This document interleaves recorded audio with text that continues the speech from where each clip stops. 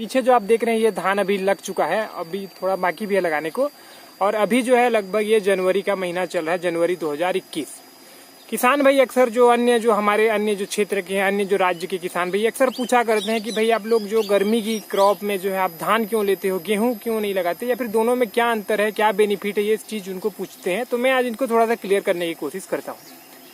रबी की जो क्रॉप होती है, तो रबी की क्रॉप में हमारे जो गांव की मैं बात करूँ, फिर हमारे जो पूरा क्षेत्र है पूरा का पूरा धान लेता है। उसके कई कारण रहते हैं, क्योंकि जो हमारी तरफ की जो खेत है 10 फीट ऊपर 10 फीट नीचे इस तरीके से रहते, समतल नहीं होती है। तो उसके लिए क्या रहता है कि जैसे ऊपर वाला खेत वाला अगर धान लगा दिया तो नीचे वाले में आप गेहूं कभी नहीं लगा सकते, क्योंकि जो नमी जो है बहुत ज्यादा बनती है। दूसरा जो मुख्य पॉइंट होता है उत्पादन की या फिर बेनिफिट की। गेहूं की जो फसल होती है हमारे तरफ मिनिमम 5 कुंटल पर एकड़ से चालू होकर 14 कुंटल तक टॉप का रहता है। मतलब कि 14 कुंटल से आज तक मैंने किसी किसान का ऊपर का प्रोडक्शन नहीं देखा है। यही अगर हम लोग धान की बात करें तो धान में जो है पर एकड़ जो है मिनिमम 25 कुंटल से लेकर मैक्सिमम 40 कुंटल तक रहता है। तो आप सोच सकते हैं मिनिमम उसका 5 कुंटल और इसका 25 कुंटल, मतलब कि 5 गुना जो है ज्यादा प्रोडक्शन धान की आती है। दूसरा चीज, ये जो धान रहती है, मतलब आपके पास एक सिंगल बोर है, तो जैसे कि आप 5 एकड़ आप धान की क्रॉप लगाएंगे, और वहीं अगर आप उसको गेहूं करते हैं तो लगभग जो है आप 20 एकड़ उसमें आप गेहूं लगा सकते हैं। तो 20 एकड़ और 5 एकड़ में 20 एकड़ आप गेहूं लगाएंगे तो आपको 20 एकड़ की जो है कल्टीवेटर करना, मतलब जुताई करना, खेत की समतल वगैरह, फिर गेहूं की उतना बीज की जरूरत पड़ेगी 20 एकड़ का, ये सारा चीज 20 एकड़ में आपको पानी लगाने की समस्या रहेगी। धान में क्या होता है कि सिर्फ 5 एकड़ में क्या रहेगा कि आपको 5 एकड़ में ही मचाई वगैरह करना है, कल्टीवेटर चलानी है। 5 एकड़ के लिए आपको बीज चाहिए, 5 एकड़ में आपको रोपाई करना है, 5 एकड़ का आपको कटाई करना है। तो इसमें जो है जो हमारी जो मतलब प्रोडक्शन कॉस्ट है वो कम हो जाती है और प्रोडक्शन ज्यादा आता है।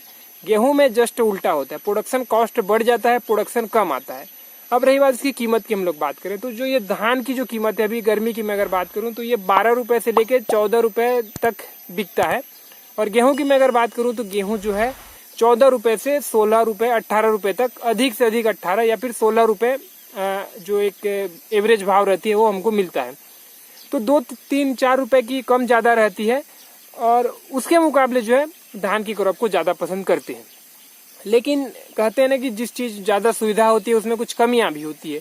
धान की क्रॉप जो रहती है आप 5 एकड़ में आप सोच सकते हो, जिसमें 20 एकड़ की जो क्रॉप हो सकती थी उतने पानी सिर्फ 5 एकड़ का है। क्योंकि जैसे गन्ना धान हुआ सबसे ज्यादा जो है पानी की खपत करता है, तो एक बोरवेल जो सिर्फ आप 5 एकड़ कर सकते हो, गेहूं में आप 20 एकड़ तक कर सकते थे। मतलब कि ये 5 गुना गेहूं से मेरे अनुमान से ये ज्यादा पानी लेता है। तो ये इसकी एक डिसएडवांटेज होती है। दूसरी डिसएडवांटेज जो मेरे को लगता है कि हमारे जो पूरे क्षेत्र है यहाँ पर कोई नहर फैसिलिटी नहीं है, सारा जो बोरवेल का रहता है। तो जमीन की पानी को खींच के जो हम लोग धान की क्रॉप लेते हैं और सबसे ज्यादा पानी वाला क्रॉप है, ये इसकी एक डिसएडवांटेज होती है। लेकिन आप जो है अभी इसमें चाह कर भी आप कुछ, मतलब कि मैं हमारे क्षेत्र की बात कर रहा हूँ, हम लोग कुछ इसमें सुधार नहीं कर सकते। क्योंकि जो खेत आप देख भी रहोगे पीछे साइड या इस साइड भी जो देख रहे होंगे कि 10 फीट 12 फीट ऊपर खेत रहेगा, एक नीचे रहेगा।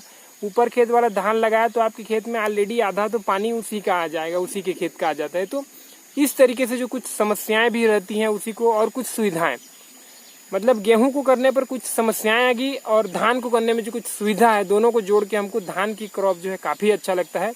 और जो एक एवरेज जो प्रोडक्शन हमारे गाँव की मैं अगर बोलूँ तो 30 प्लस लगभग सबका आ जाता है। मैंने जो टॉप जो है अभी जो गर्मी में गेहूं की मतलब धान की जो मैंने प्रोडक्शन लिया था 36 कुंटल का लिया था। हमारे बगल साइड जो उड़ीसा है वहाँ पे 40 कुंटल तक भी लोग लेते हैं। इसीलिए हम लोग जो है रबी के सीजन में धान की क्रॉप लेते हैं।